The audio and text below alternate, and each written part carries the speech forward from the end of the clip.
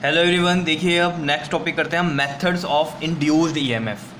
EMF induce करने के क्या क्या मेथड हो सकते हैं। ठीक है, देखो इलेक्ट्रोमैग्नेटिक इंडक्शन तो मैं आपको बता चुका हूँ क्या होता है, the phenomena of inducing EMF. ठीक है, whenever there is change in magnetic flux, ये मैं आपको बता चुका हूँ कि जब भी मैग्नेटिक फ्लक्स चेंज होगी तो ईएमएफ इंड्यूस होगा। ठीक है, लेकिन ईएमएफ इंड्यूस करने के मेथड क्या हो सके, मतलब फ्लक्स चेंज कैसे हो सकती है, और समझ रहे हो, फ्लक्स चेंज होगी तो ईएमएफ इंड्यूस होगा, सीधी सी बात है। तो मेनली यही है कि जो हमने लिखा methods of induced EMF, main बात यह है कि फ्लक्स हम कैसे चेंज करेंगे। ठीक है, कैसे हम इंड्यूस कर सकते हैं ईएमएफ, और ईएमएफ इंड्यूस्ड कब होगा, जब फ्लक्स चेंज होगी। तो फ्लक्स हम कैसे चेंज कर सकते हैं, देखो सबसे पहले आता है by changing the magnetic field. देखो अगर हम मैग्नेटिक फील्ड चेंज करें, देखो मैग्नेटिक फील्ड कम तो मैग्नेटिक फील्ड लाइंस कम जा रही होंगी तो फ्लक्स कम है, और मैग्नेटिक फील्ड ज़्यादा तो फील्ड लाइंस ज़्यादा जा रही होंगे, फ्लक्स ज़्यादा। तो मतलब क्या, अगर हम चेंज करते रहे मैग्नेटिक फील्ड को कम ज़्यादा तो फ्लक्स भी कम ज़्यादा होती रहेगी, यानी कि चेंज होगी। तो वही चीज़ लिखी हुई है कि if we change magnetic field flux will change, and due to change in flux magnetic flux EMF will induce. तो मैं आपको बोल रहा था ना कि ईएमएफ इंड्यूस करने के मेथड एक तरह से क्या है कि फ्लक्स कैसे हम चेंज कर सकते हैं, क्या क्या मेथड से हम फ्लक्स को चेंज कर सकते हैं। अगर फ्लक्स चेंज हो रही है तो ऑब्वियसली बात है ईएमएफ इंड्यूस होगा ही होगा। क्लियर है कहानी। ठीक है, दूसरी बात करते हैं हम bye changing the area. Bye changing the area कैसे, ये चीज़ हम इसको ड्राइव भी करेंगे। ठीक है, चेंज एरिया वाली बात को, और ये बहुत इंपॉर्टेंट है, जो ये डेरिवेशन आती है चेंजिंग एरिया वाली, वो आती है मोशनल ईएमएफ के नाम से। ये मैं अभी समझाता हूँ कि कैसे है। ठीक है, तो इसमें भी वही बात है कि अगर हम एरिया चेंज करते हैं तो मैग्नेटिक फ्लक्स चेंज होगी, मैग्नेटिक फ्लक्स चेंज होगी तो due to the change in magnetic flux EMF induce होगा। लेकिन अब एरिया चेंज कैसे होगा, ये चीज़ समझते हैं। देखो जरा यहाँ पर आते हैं हम, यहाँ पर मैं एक डायग्राम बनाता हूँ। देखो ये समझ लो, ये मैंने एक मैग्नेटिक फील्ड बनाया हुआ है। ठीक है, क्रॉस से क्यों बना रहे हैं हम, ये क्रॉस का मतलब क्या है, मैग्नेटिक फील्ड कैसे है इनसाइड दैट पेज, मतलब इस तरीके से जा रहा है मैग्नेटिक फील्ड ऐसे। क्रॉस का आपको बताया हुआ है क्या होता है इनसाइड, और डॉट क्या होता है आउटसाइड, यानी कि मैग्नेटिक फील्ड लाइंस ऐसे जा रही है यहाँ से पेज की तरफ। ठीक है, समझ रहे हो, क्लियर। तो ये मैग्नेटिक फील्ड लाइंस ऐसे बनती हैं यहाँ पर, क्लियर। एक तो आपको बताई हुई है कैसे, अगर इस साइड जा रही होती तो नॉर्मल ऐसे बना देते हैं। ठीक है, लेकिन इसमें हमें काम किस चीज़ का है कि ऐसे जा रही है मैग्नेटिक फील्ड लाइंस। ठीक है, तो इस तरीके से हमने एक क्रॉस बना दिया। ठीक है, अब हम एक रेक्टेंगुलर फ्रेम लेते हैं। ठीक है, एक रेक्टेंगुलर फ्रेम जैसे मैंने यहाँ पर रख दिया इस तरीके से। ठीक है, ये एक रेक्टेंगुलर फ्रेम हो गया आपके पास, क्लियर।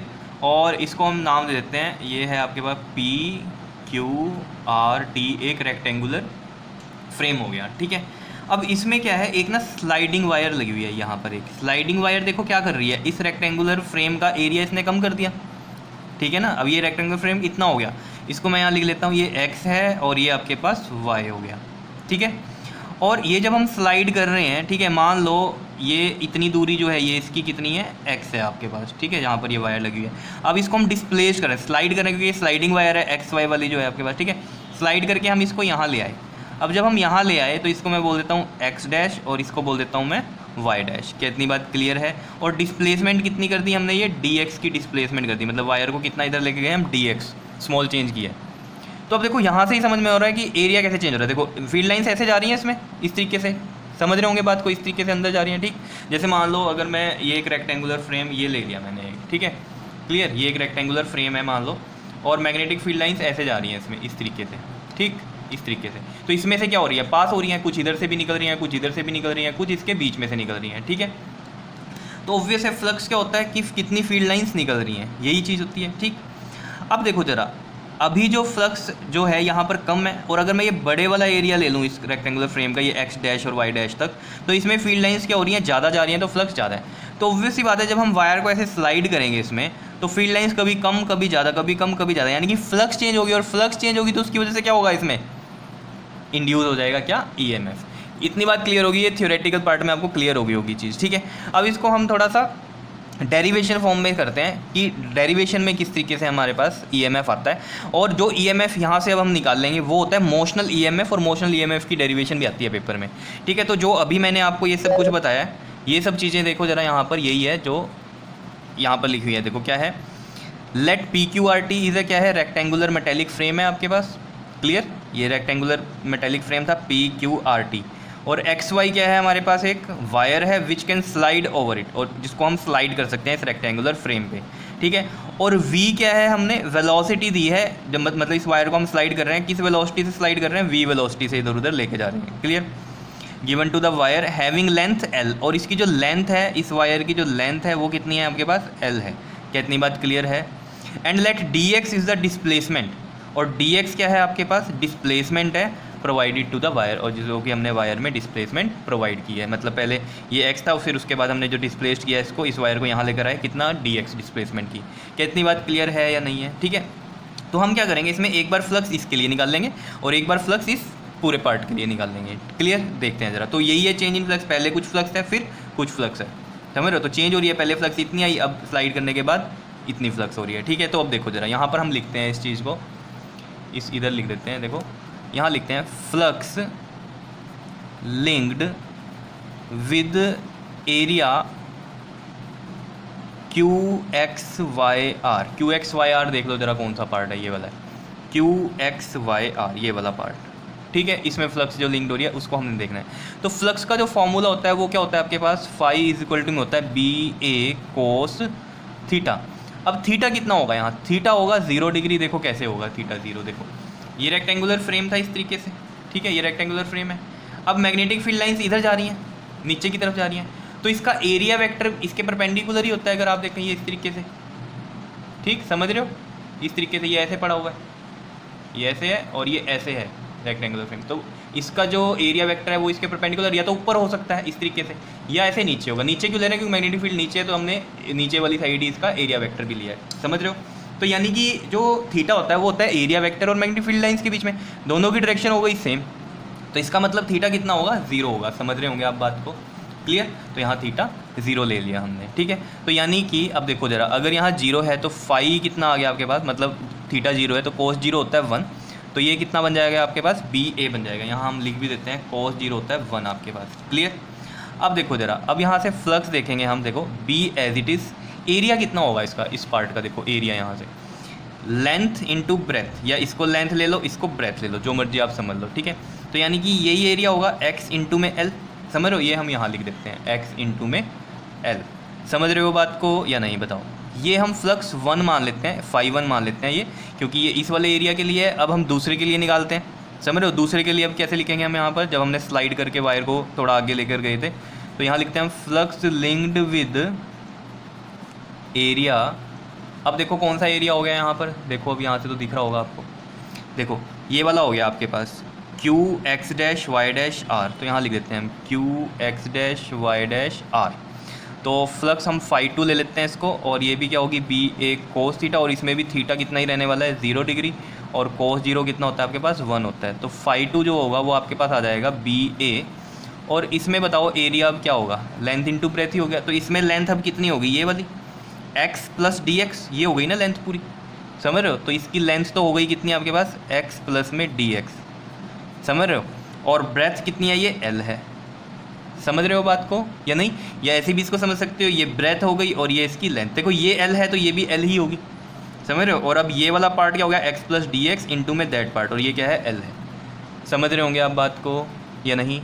ठीक है, तो x plus D x into में L आ गया आपके पास। क्या इतनी बात क्लियर है? अब हमें क्या चाहिए होता है? Change in flux. तो चेंज इन फ्लक्स देखो क्या हुई है, चेंज इन फ्लक्स हम लिखते हैं किससे? डी फाई से, और ये हो जाएगा आपके पास फाई 2 माइनस में फाई 1। ऑब्वियसली बात है फाई 2 के लिए, क्योंकि ये एरिया ज़्यादा है तो इसमें फ्लक्स ज़्यादा ही होगी, ठीक है। तो फाई 2 माइनस फाई 1 लिया है, तो देखो ये फाई 2 है आपके पास, वैल्यू पुट करते हैं बी एक्स प्लस में डी एक्स इंटू में एल, और माइनस में है ये बी एक्स एल।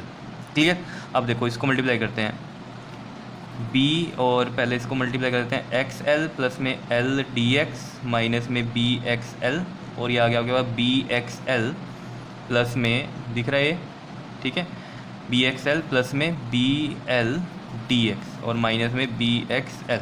देखो ये माइनस बी एक्स एल और ये प्लस का बी एक्स एल, ये कैंसिल होगा, तो यानी कि आपके पास जो डी फाई आ गया वो कितना आ गया? बी एल डी एक्स आ गया। क्या इतनी बात क्लियर है या नहीं? अब ये जो पार्ट है यहाँ पर कर देता हूँ मैं इसको, यहाँ के बाद यहाँ लिख देता हूँ मैं dividing both side by D T, both side by D T यहाँ पर। तो देखो D phi by D T, और ये बन जाएगा B L D X by D T से डिवाइड कर दिया। अब देखो D phi by D T ये हमने फैराडे में भी पढ़ा है, ठीक है। देखो इलेक्ट्रोमैग्नेटिक इंडक्शन वैसे आपको क्लियर हो जानी चाहिए फैराडे लॉ से, ठीक है। फैराडे लॉ में भी आपने जो सेकंड लॉ था वो यही बताता है, rate of change of flux क्या होता है आपके पास? ईएमएफ होता है, ठीक है। तो हमने ईएमएफ लिख दिया, और ये मोड में हम लिख रहे हैं क्यों? क्योंकि आपको पता है rate of change of flux equal to EMF, वो कैसा होता है आपके पास? देखो E इजकल टू में ऐसे लिखा था ना minus D phi by D T, या इधर माइनस ई आ सकता है, ये D phi by D T, एक ही बात है, समझ रहे हो ना। तो ये जैसे ई यहाँ माइनस में, तो हमने ये मोड में लगा दिया क्योंकि ये इसको अपोज ही करेगा rate of change of flux को, ठीक है। चेंज इन फ्लक्स को ईएमएफ हमेशा क्या करता है, अपोज करता है, ठीक है। तो इसलिए ये नेगेटिव साइन होता है, ये मैंने वहाँ बताया भी था आपको, ठीक है। तो हम यहाँ नेगेटिव लगा रहे तो हमने मोड लगा दिया, समझ रहे हो। ये आ गया आपके पास बी एल, और D x by D T क्या होता है, देखो डी एक्स क्या है आपके पास, अगर एक तरह से सोचो आप, देखो ये डिस्प्लेसमेंट है डी एक्स, और नीचे क्या है टाइम डी टी, ठीक है। तो डिस्प्लेसमेंट अपॉन में टाइम क्या होती है बताओ जरा, वेलोसिटी होती है, क्या होती है, वेलोसिटी, और यहाँ पर ये क्या आ जाएगा, वी आ जाएगा, समझ रहे हो। इस वेलोसिटी से हम इसको मूव कर रहे थे मोशनल, ठीक है। तो ये यहाँ पर वी ए वाला आया, D x by D T क्या है, वेलोसिटी होता है। क्या इतनी बात क्लियर है, याद रहेगी ये चीज़ या नहीं, ठीक है। तो ये आ गया आपके पास मोशनल ईएमएफ, तो ये ढंग से आपने नोट कर लेना और इसकी प्रैक्टिस करना क्योंकि ये बहुत इंपॉर्टेंट है, बहुत बार पेपर में पूछा जाता है मोशनल ईएमएफ, ठीक है। और बाय चेंजिंग एरिया में भी यही डेरिवेशन आती है मोशनल ईएमएफ की, ठीक है। मोशनल ईएमएफ क्यों, ये ईएमएफ कैसे आया, ये जब इस वायर को आपने क्या किया है, मोशन में लेके आए, ठीक है। तो इसलिए इसका नाम पड़ गया क्या, मोशनल ईएमएफ, समझ रहे हो। थर्ड पॉइंट की बात करते हैं, बाय चेंजिंग द ओरिएंटेशन। देखो बाय चेंजिंग द ओरिएंटेशन में हम कैसे इस चीज़ को समझ सकते हैं, देखो जैसे मान लो ये आपके पास मैग्नेटिक फील्ड लाइंस इस तरीके से जा रही हैं, ठीक है। और ये एक पर्टिकुलर, जैसे हमने एक सर्कल लिया, ठीक है, और इसका जो एरिया वेक्टर होता है वो इस तरीके से समझ लो इसको, देखो यहाँ पर जैसे ये है, ठीक है, इस तरीके से ये पड़ा हुआ है सर्कल, और ये मैग्नेटिक फील्ड लाइंस इधर जा रही हैं, इसमें से जितनी भी पास हो रही होंगी, ठीक है। और इसका एरिया वेक्टर भी इसी डायरेक्शन में होगा, समझ रहे हो इस बात को, ऐसे समझो, देखो इसी डायरेक्शन में होगा परपेंडिकुलर, ठीक है। तो ये एन कैप हो गया, ठीक। अब हम क्या कह रहे हैं, ओरिएंटेशन। ओरिएंटेशन देखो कैसे, अब इस चीज़ को समझना यहाँ पर, ये क्या है, इसका एरिया वेक्टर, ठीक है। और थीटा किसके बीच में होता है, मैग्नेटिक फील्ड और ये एरिया वेक्टर के बीच में। अब देखो ओरिएंटेशन क्या है, ये घूम रहा है, अब देखो ये घूम रहा है, आप नॉर्मल भी इस चीज़ को समझ सकते हो, जब ये घूमेगा तो मैग्नेटिक फील्ड लाइन सब क्या होंगी, कम होनी शुरू होंगी, ठीक है। इस टाइम पे क्या है, मैक्सिमम है, अब धीरे धीरे क्या हो रहा है, ये घूम रहा है तो कम हो रही है, इस टाइम पे यहाँ जीरो ही होगी बिल्कुल ही फ्लक्स, क्योंकि मैग्नेटिक फील्ड लाइन्स ही नहीं पास हो रही। फिर ऐसे घूम रहा है तो फील्ड लाइन्स फिर आनी शुरू हुई, फिर ऐसे करते करते फिर ज़्यादा हो रही। तो मतलब क्या हो रहा है, ओरिएंटेशन से भी, मतलब थीटा चेंज कर रहे हो, या आप इसको ऐसे समझो, ऐसे इसको ओरिएंटेशन दे रहे हो, मतलब इसको घुमा रहे हो, तब भी मैग्नेटिक फील्ड लाइन्स इसमें चेंज होंगी, ठीक है। और चेंज हो रही है मैग्नेटिक फील्ड लाइन्स पास होना, तो यानी कि मैग्नेटिक फ्लक्स चेंज हो रही है, और फ्लक्स चेंज हो रही है तो मतलब क्या है, ईएमएफ इंड्यूस होगा, समझ रहे हो। तो ये बात यही लिख रखी है, by changing the orientation. Third point आता है हमारे पास मेथड ऑफ इंड्यूस्ड ईएमएफ का, क्या, if we change orientation of the coil then flux will change and due to the change in flux EMF will induce। Clear है, बहुत ही simple सा था, ठीक है। तो इसमें जो मोस्ट इंपॉर्टेंट जो टॉपिक है वो ये वाला था, बाय चेंजिंग एरिया, क्योंकि इसमें जो डेरिवेशन आ रही थी वो मोशनल ईएमएफ की आ रही थी, ठीक है। तो ये आपको बड़े ध्यान से समझना है, क्लियर। बाकी तो आपको दिख ही रहा होगा, सिंपल ही था, ठीक है। तो इसको नोट कर लो अच्छे से, क्लियर, ओके जी, थैंक यू।